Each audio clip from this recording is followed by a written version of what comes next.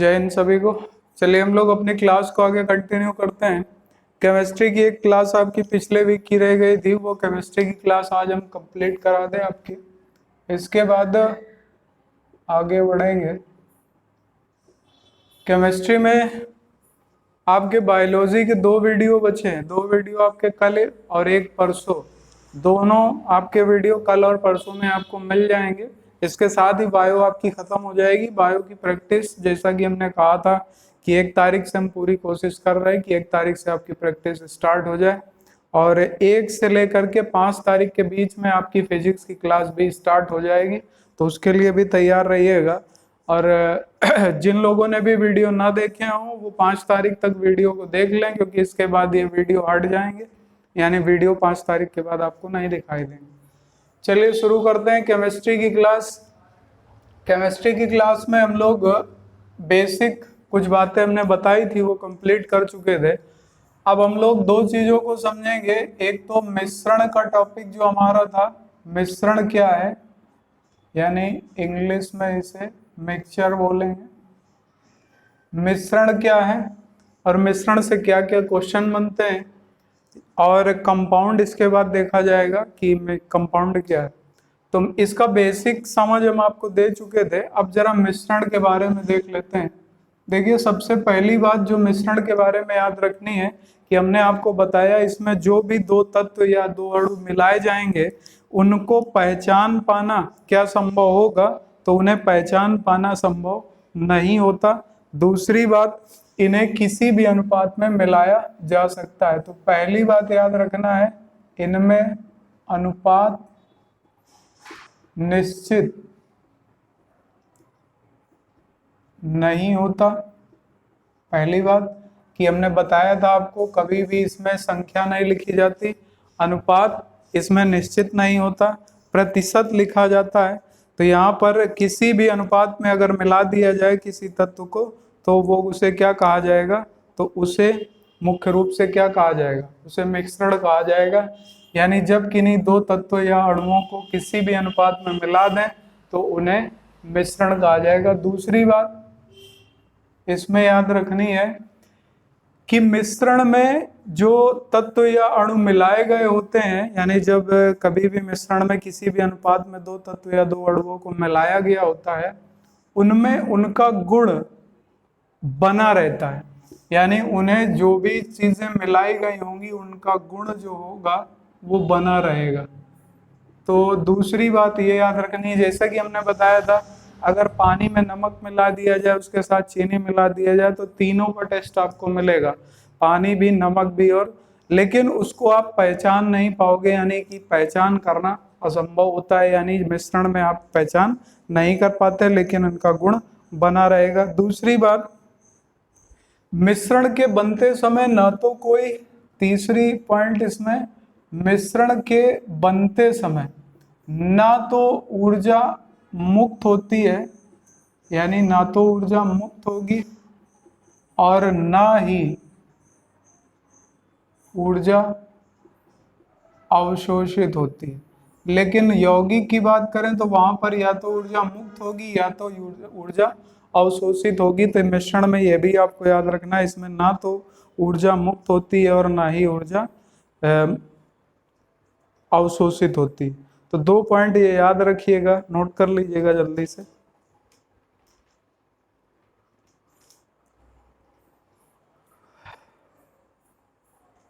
इसके बाद अगली बात अगर मिश्रण से करें तो मिश्रण से अगला पॉइंट पूछा जाता है कि मिश्रण के उदाहरण क्या क्या हो सकते हैं। तो नमक और पानी का घोल, अगर उदाहरण लिया जाए नमक और पानी, पहचान कर पाओगे कि नमक में पानी में नमक घुला है या पानी में चीनी घुली है। तो नमक पानी का घोल, चीनी पानी का घोल, बारूद, बारूद भी आपका क्या है, सीमेंट, सीमेंट भी आपका क्या है, मिश्रण है। तो ये सारी चीजें आपको याद रखनी होगी। बालू नमक, बालू मिट्टी, बालू जो भी आप अलग अलग मिला सकें, तो इसमें आपको याद रखना है, इसमें ना तो ऊर्जा मुक्त होगी और ना ही ऊर्जा तो यहाँ से इतनी बात आपको याद रखनी। अब अगली बात आती है कि जो मिश्रण है इसका सर्वश्रेष्ठ उदाहरण क्या है, क्वेश्चन बनता है। तो याद रखिएगा, मिश्रण का सर्वश्रेष्ठ उदाहरण, मिश्रण का सर्वश्रेष्ठ उदाहरण वायु है। वायु मिश्रण का सर्वश्रेष्ठ उदाहरण माना जाता है, क्योंकि यहाँ पर अभी हम लोग आगे देखेंगे इसमें गैस में मिश्रण होता है। अभी आप कुछ टर्म पढ़ोगे जिसमें पायस, एरोसॉल, जेल, ये सारे टर्म आएंगे तो वहां पर आपको पढ़ने को मिलेगा। तो वायु किसका मिश्रण है, गैस का, गैस में मिश्रण है। तो ये पॉइंट नोट कर लीजिएगा जल्दी से। इसके बाद मिश्रण के प्रकार कितने होते हैं, तो मिश्रण के संबंध में प्रकार से क्वेश्चन बनता है। तो मिश्रण दो प्रकार का होता है, दो प्रकार का होता है। इसमें एक को बोलते हैं समांग मिश्रण और दूसरे को बोलते हैं विषमांग मिश्रण। यानी कि समांग मिश्रण को इंग्लिश में बोलेंगे होमोजीनस मिक्सचर और इसको बोलेंगे हेटेरोजीनस मिक्सचर। अब इनसे क्या क्या क्वेश्चन बनते हैं, तो चलिए अब इसको भी देख लेते हैं कि इससे क्या क्या क्वेश्चन बन सकता है। होमोजीनस और हेटेरोजीनस दो प्रकार होते हैं मिश्रण के, समांग मिश्रण और विषमांग मिश्रण। तो समांग मिश्रण के अंतर्गत सबसे पहली चीज जो आएगी कि जब किन्हीं दो तत्व या अणुओं को इस प्रकार मिलाया जाए कि एक तत्व या अणु दूसरे में पूरी तरीके से घुल जाए। तो यहाँ पर लिख लीजिएगा पहला पॉइंट, जब दो या अधिक तत्व या अणु को मिलाने पर एक पूरी तरह घुल जाए। घुल जाए का मतलब ये भी कह सकते हैं कि पहचान ना की जा सके, यानी पहचाना ना जा सके, तो उसे क्या कहा जाएगा, समांग मिश्रण कहा जाएगा। जब मिश्रण में किसी तत्व की पहचान ना हो सके यानी मुश्किल हो जाए तो वो है समांग, और अगर पहचान हो जाए, जब पूरी तरह ना घुले तो वो हो जाएगा विषमांग, यानी कि उसे पहचाना जा सकता है। तो ये दो बेसिक डिफरेंस हैं जो आपको याद रखने हैं, कि जब पहचाना जा सके और जब दूसरा पहचाना ना जा सके। इसके बाद अगला पॉइंट इसमें से बनता है कि समांग मिश्रण को अन्य किस नाम से जाना जाता है। समांग मिश्रण को ही हम लोग सॉल्यूशन या विलयन कहते हैं। तो क्वेश्चन कई बार पूछा गया कि यदि किसी मिश्रण में दो या दो से अधिक तत्वों को इस प्रकार मिलाया गया कि एक या उससे अधिक तत्व दूसरे में पूरी तरीके से घुलित हो जाते हैं, तो उसे समांग मिश्रण कहा जाता है। इसे अन्य किस नाम से जानते हैं, और चार ऑप्शन देगा। तो याद रखिएगा, इसी को विलयन या सॉल्यूशन या इसी को हम लोग घोल भी बोलते हैं, तो इसी को घोल भी कहा जाता है। तो ये पॉइंट नोट कर लीजिएगा। इसका एग्जाम्पल आप लोग जानते हैं, जल में चीनी या नमक का घोल। तो इसका उदाहरण अगर लिखना चाहें तो जल में चीनी या नमक का घोल ऐड कर लीजिएगा। इसके बाद विषमांग मिश्रण की अगर बात करें तो विषमांग मिश्रण जब यौगिक को, जब एक से अधिक तत्व या अणुओं को पहचाना जा सके तो उसे क्या बोलेंगे, उसे विषमांग मिश्रण बोलेंगे। अब इसमें से और आगे समझते हैं थोड़ा सा।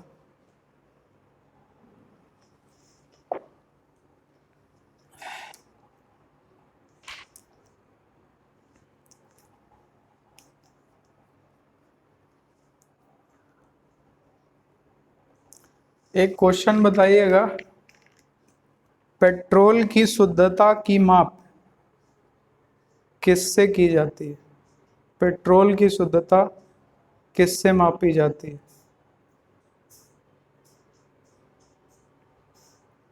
बताइएगा क्वेश्चन, पेट्रोल की शुद्धता किस में मापी जाती है?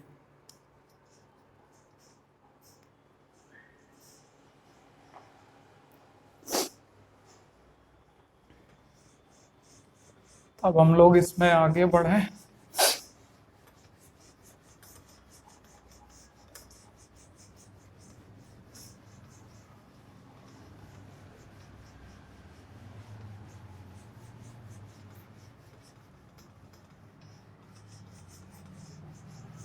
समांग और विषमांग मिश्रण के बाद जो अगली बात आपको याद रखनी है, वो बात ये याद रखनी है कि जो इनके पृथक्करण की विधि है उसके बारे में कई बार क्वेश्चन पूछा जाता है कि मिश्रण को पृथक्करण करने की विधियां कौन सी हैं। तो एक हेडिंग डाल लीजिएगा, मिश्रण को या मिश्रण का पृथक्करण करने की विधियां।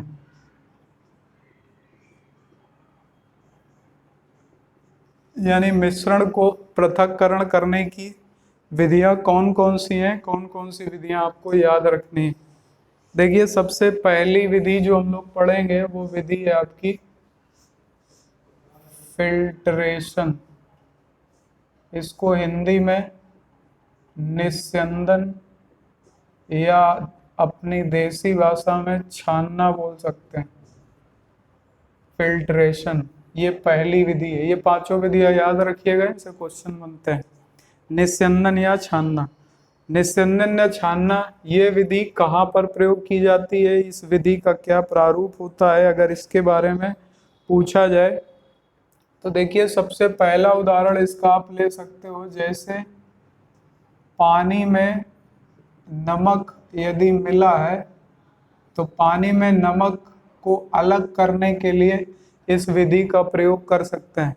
इस विधि के प्रयोग में किया क्या जाएगा, तो इसमें किया ये जाएगा कि टेम्परेचर को इंक्रीज करेंगे, बीच में एक छन्नी लगा देंगे तो इसके माध्यम से ये अलग हो जाएगा। दूसरा इसका जैसे उदाहरण ले सकते हो कि आपका वृक्क या किडनी, वृक्क या किडनी जो रक्त का शुद्धिकरण करती है, वो रक्त का शुद्धिकरण इसी विधि से होता है। ये क्वेश्चन कई बार पूछा गया कि किडनी द्वारा रक्त का शुद्धिकरण किस विधि से किया जाता है, निस्यंदन या फिल्ट्रेशन की विधि से किया जाता है।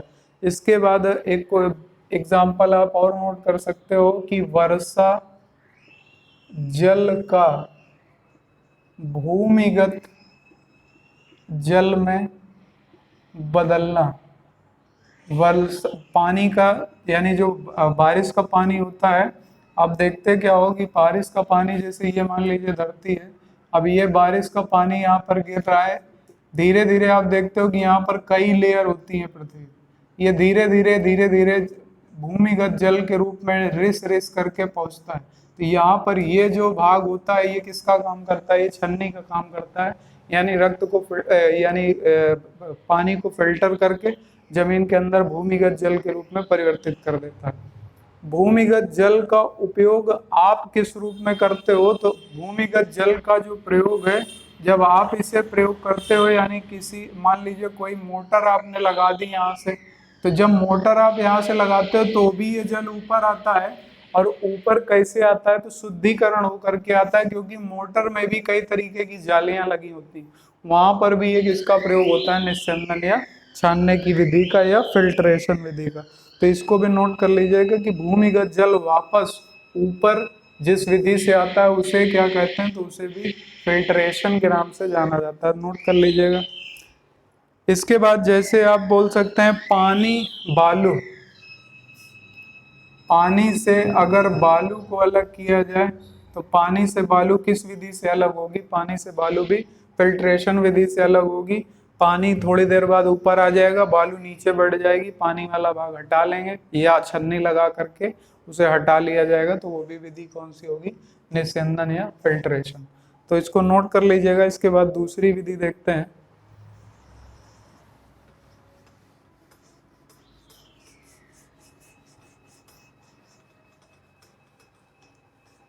देखिए दूसरी विधि यहाँ पर जो हम लोग पढ़ेंगे वो है आपकी, इसको हम लोग बोलते हैं, ये पढ़ भी चुके हैं आप लोग पहले भी, इसको बोला जाता है इवेपोरेशन, जिसको हम लोग वाष्पीकरण भी बोलते हैं।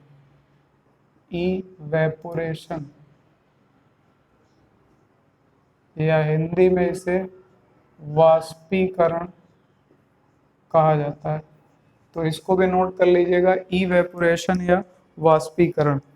इसमें हम लोग करते क्या है, तो इसमें भी पानी नमक एग्जाम्पल में आप लिख सकते हो, क्योंकि पानी नमक में करते क्या है कि आप लोग देखते हो जब समुद्र का जल होता है, समुद्र के जल में नमक की मात्रा होती है, नमक की मात्रा सबसे ज्यादा आपके समुद्री जल में पाई जाती है।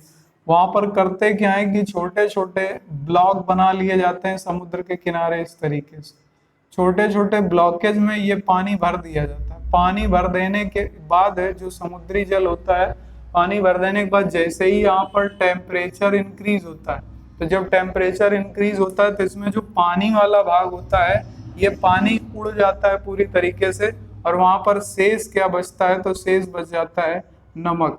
तो वाष्पीकरण विधि का प्रयोग नमक बनाने में भी प्रयोग में लिया जाता है, यानी पानी को नमक से अलग करने में भी इसका प्रयोग करते हैं। तो इसको नोट कर लीजिएगा। इसके बाद जैसे अगली विधि ले सकते हैं पानी चीनी, तो भी हम लोग क्या करेंगे, पानी चीनी के घोल में भी पानी का टेम्परेचर इंक्रीज कर देंगे, तो जो बचेगी वो क्या होगी, चीनी। तो इसमें भी इसका विधि का प्रयोग करते हैं, टेम्परेचर इंक्रीज कर दिया जाता है। जैसे आप लोग देखते होंगे कई बार शादियों में काफी बार चाशनी या आपका जो शक्कर से बने हुए उत्पाद होते हैं वो बच जाते हैं, तो उनको गर्म कर दिया जाता है। गर्म करने के बाद उसमें जो चीनी बचती है उसको हटा करके अलग कर दिया जाता है, क्योंकि पानी का भाग जो होता है वो टेम्परेचर इंक्रीज करने से पूरी तरीके से वहां से नील हो जाता है, यानी हट जाता है। तो ये विधि कौन सी है, वाष्पीकरण, या इसी को कहा जाता है इवेपोरेशन। तो ये भी नोट कर लीजिएगा। इसके बाद अगली विधि हम लोग पढ़ेंगे। अगली विधि है, जैसे आप बोल सकते हैं सब्लिमेशन या ऊर्ध्वपातन। अगली विधि सब्लिमेशन, या इसी को ऊर्ध्वपातन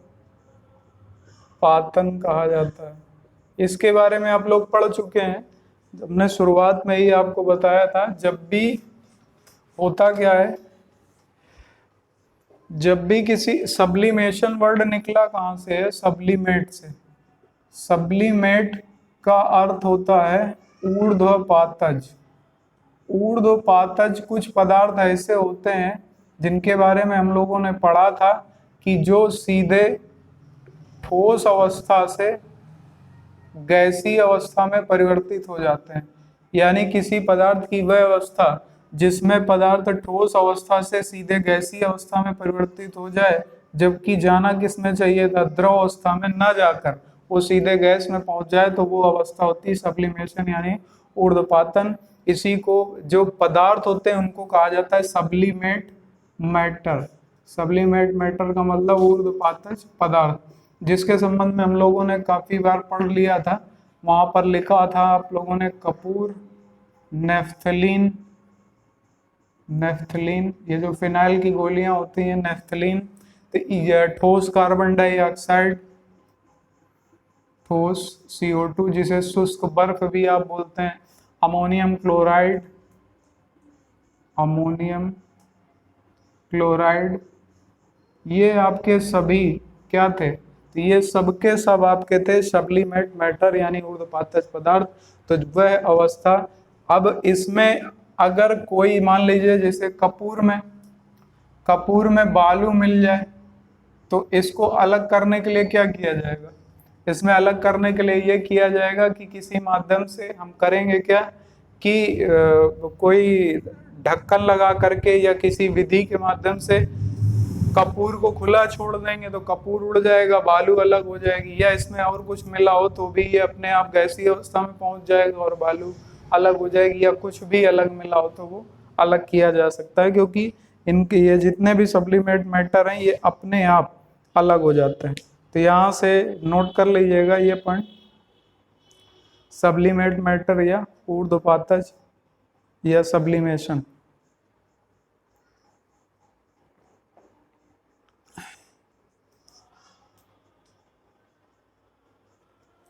अच्छा एक चीज और बताइएगा, अमोनियम क्लोराइड यानी NH4Cl का और किस नाम से जाना जाता है?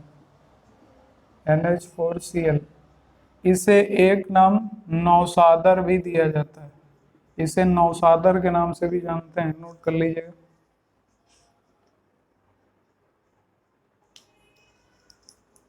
इसे नौसादर के नाम से भी जाना जाता है। अब हम लोग देखते हैं चौथा।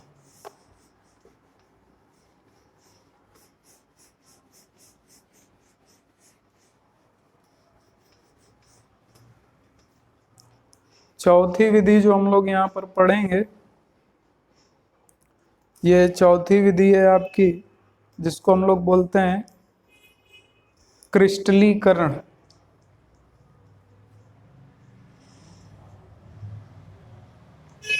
क्रिस्टलीकरण, क्रिस्टलीकरण को इंग्लिश में भी क्या कहा जाता है? इंग्लिश में इसे क्रिस्टलाइजेशन कहा जाता है।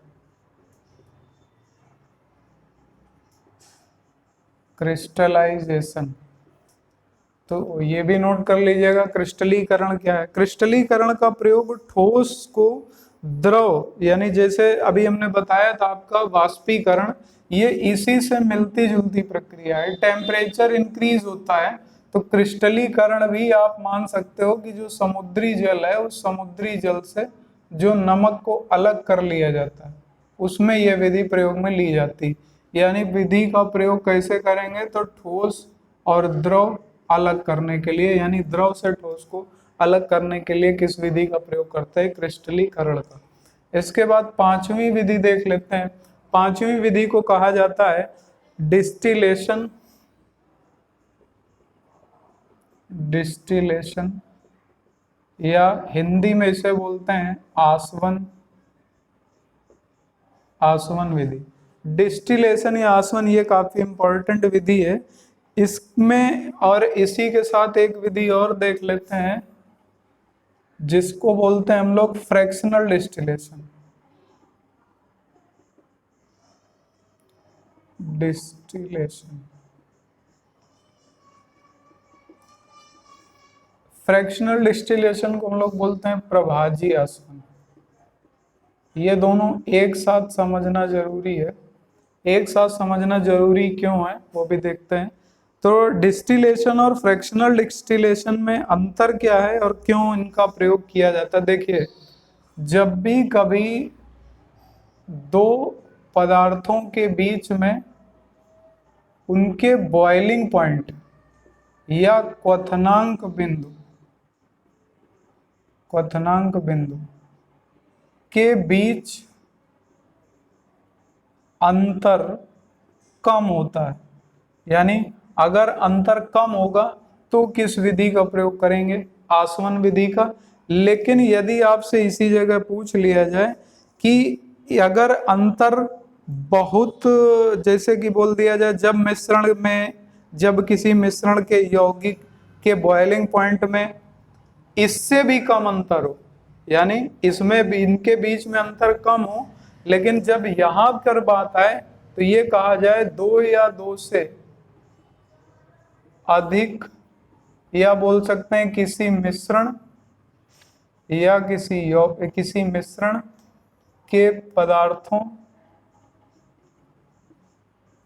के क्वथनांक बिंदुओं या बॉइलिंग पॉइंट के बीच बहुत कम अंतर हो तो किस विधि का प्रयोग करते हैं? तो प्रभाजी आसवन का। अगर अंतर कम है या बोल सकते हैं कि उनके क्वथनांक बिंदुओं के बीच कुछ अंतर है, तो फिर डिस्टिलेशन। अगर बहुत अंतर है तो प्रभाजी आसवन विधि का प्रयोग करते हैं। तो इसको नोट कर लीजिएगा, अगर अंतर कम होगा तो आसवन विधि, अगर बहुत कम होगा तो प्रभाजी आसवन यानी कि फ्रैक्शनल डिस्टिलेशन विधि का प्रयोग किया जाता है। यहाँ से अगर आपसे क्वेश्चन पूछा जाए कि जैसे पानी से अल्कोहल है, अब पानी है और अल्कोहल इन दोनों का घोल है। अब पानी और अल्कोहल का घोल है, दोनों के क्वथनांक बिंदुओं के बीच में ज्यादा अंतर नहीं है। ज्यादा अंतर का मतलब है अंतर तो है लेकिन अंतर कम है। तो वहां पर क्या किया जाएगा, वहां पर टेम्परेचर को इंक्रीज कर देंगे। टेम्परेचर इंक्रीज करेंगे तो एक भाग उड़ जाएगा और शेष भाग बच जाएगा। तो इसी विधि को क्या बोलते हैं, आसवन विधि, या इसी को डिस्टिलेशन विधि के नाम से जाना जाता है। तो आप लोग यहाँ पर नोट कर लीजिएगा, जब मिश्रण के पदार्थों के मध्य उनके क्वथनांक बिंदुओं के बीच अंतर कम होता है तो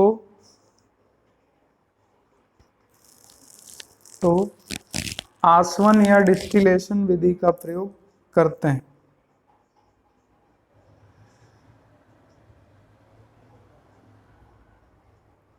इसमें मिश्रण को पहले गर्म और फिर ठंडा करते हैं, जिससे होगा क्या, एक भाग उड़ जाएगा और दूसरा भाग बच जाएगा। तो नोट कर लीजिएगा, इसमें क्वथनांक बिंदु के बीच में अंतर कम होता है, लेकिन बहुत कम किसमें होता है, तो बहुत कम होता है प्रभाजी आसवन में। यानी जब किन्हीं मिश्रण के पदार्थों के बीच में क्वथनांक बिंदुओं के बीच में बहुत रेयर डिफरेंस होगा तब इसका प्रयोग, अभी इसके बारे में भी पढ़ेंगे। तो यहाँ से इतनी बात समझ में आ गई होगी। एक क्वेश्चन यहाँ से और बनता है जो याद रखिएगा, जो आपका आसुत जल है, आसुत जल जिसको आप डिस्टल वाटर बोलते हैं, आसुत जल या डिस्टल वाटर इसी विधि से बनाया जाता है। तो इसको नोट कर लीजिएगा, आसुत जल या डिस्टल वाटर बनाने में किस विधि का प्रयोग करते हैं, आसवन विधि का प्रयोग किया जाता है, आसवन विधि का प्रयोग किया जाता है। इसके बाद इसी विधि से आपका वाइन और विस्की भी तैयार की जाती है, इसी विधि से वाइन और विस्की ये भी तैयार की जाती है। इसको भी नोट कर लीजिएगा, यानी पहला, दूसरा, तीसरा। इसके बाद अगला पॉइंट,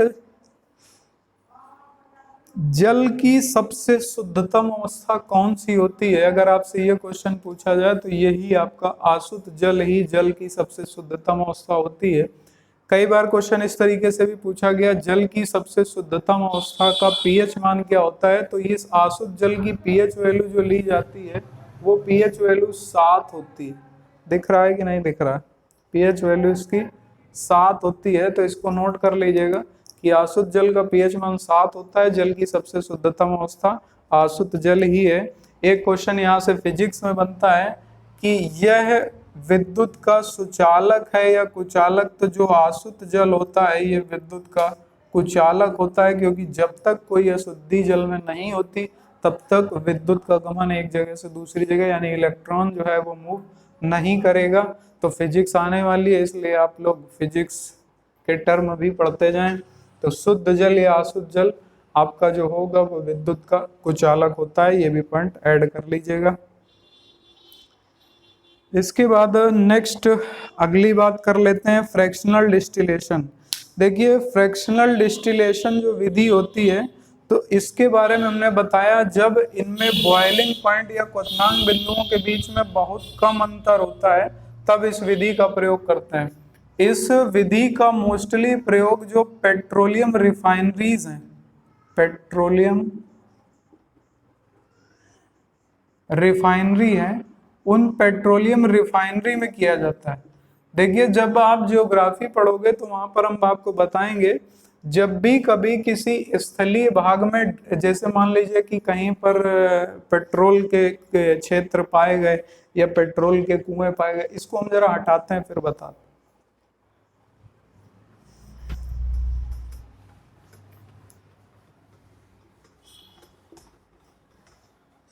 देखिए जैसे कहीं पर भी पेट्रोल का कोई क्षेत्र समुद्री क्षेत्र में मिला, मान लीजिए आपका जैसे बॉम्बे है, अब वहां पर जब ड्रिलिंग की जाएगी तो सबसे ऊपर आपको मिल जाती है गैस। गैस को स्टोर कर लेते हैं, इसके बाद और अंदर जाते हैं तो वहां पर पेट्रोलियम जो होता है, यानी जो पेट्रोल होता है, ये इस रूप में नहीं मिलता, ये आपको कीचड़ के रूप में प्राप्त होता है, यानी कीचड़ के रूप में वहां से मिलता है। फिर इस कीचड़ को, यानी जो रॉ मटेरियल कीचड़ के रूप में होता है, इसको लाया जाता है और पेट्रोलियम रिफाइनरीज में ले जाया जाता है। रिफाइनरी में बॉयलर लगे होते हैं और वो बॉयलर कुछ इस तरीके से होते हैं, एक दो में हम आपको समझा दे रहे हैं, कुछ इस तरीके से बॉयलर लगे होते हैं। अब इसमें किया क्या जाता है, इसमें इसी भाग को अंदर प्रवेश करा देते हैं और टेम्परेचर इंक्रीज कर देते हैं। इनमें अलग अलग टेम्परेचर लगे होते हैं, मान लीजिए यहाँ पर 62 डिग्री, यहाँ पर 63, यहाँ पर 64, यहाँ पर 65 डिग्री, इस तरीके से लगा होता है रिफाइनरी में।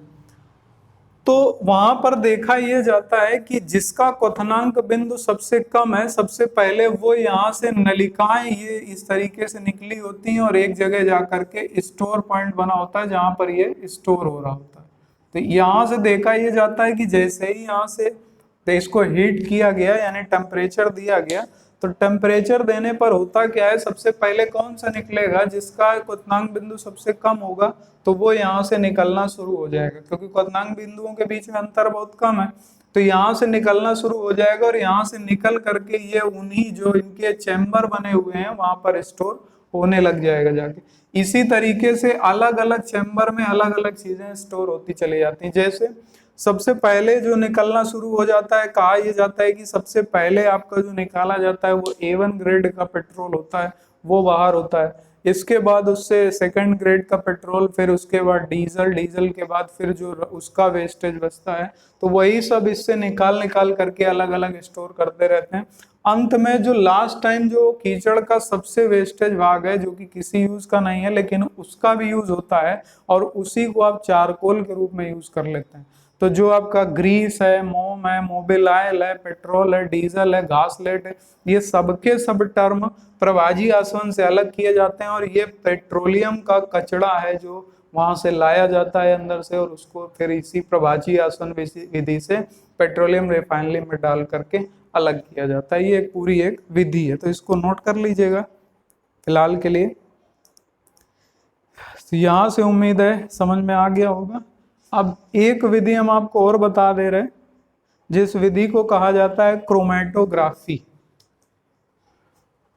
इसको भी नोट कर लीजिएगा, हो सकता है पूछ ले। क्रोमेटोग्राफी,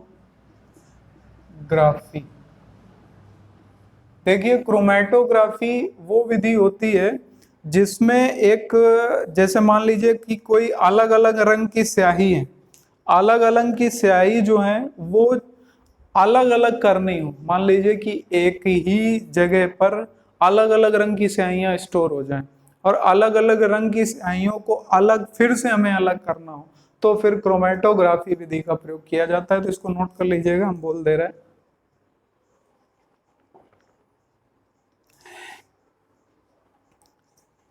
अलग अलग रंग की स्याहियों को छांटने के लिए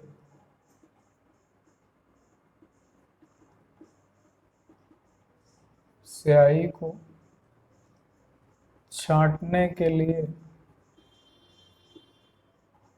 इस विधि का प्रयोग करते हैं। इसमें जो पदार्थ यूज में लिया जाता है, जिसके माध्यम से यह पूरी क्रिया की जाती है, वो पदार्थ है सिलिका जेल। तो उसी के आगे नोट कर लीजिएगा, जिसमें सिलिका जेल का प्रयोग किया जाता है। इसका एग्जाम्पल है वर्ण लेखन, जिसमें कलरफुल लिखावट की जाती है, वर्ण लेखन। तो उसमें इसका प्रयोग करते हैं। वर्ण लेखन इसका उदाहरण है। तो क्वेश्चन पूछ सकता है कि वर्ण लेखन विधि में किसका प्रयोग करते हैं, क्रोमेटोग्राफी का, या उसमें अलग अलग रंगों को फिर से अलग करना हो तो क्रोमेटोग्राफी का प्रयोग करता है। तो ये टोटल 7 विधियां हैं जो मिश्रण के पृथक्करण से संबंधित विधियां थी। इनको आपको दिमाग में रखना है। इनमें से 2 विधियां ज्यादा पूछी जाती हैं, जिसमें से आपकी एक विधि है आसवन विधि और दूसरी है प्रभाजी आसवन विधि। इसके बाद ऊर्ध्वपातज पदार्थ बहुत पूछे जाते हैं कि कौन कौन से हैं, तो वो पहले हम बता चुके हैं। इसके बाद नेक्स्ट टर्न पे हम इसके आगे बढ़ेंगे। तो कल और परसों आपकी बायोलॉजी के जो बचे हुए वीडियो हैं वो भी आपको मिल जाएंगे। तो बायो वहाँ से खत्म। Thank you. मिलते हैं नेक्स्ट वीडियो में। तब तक के लिए सभी को जय हिंद, वंदे मातरम।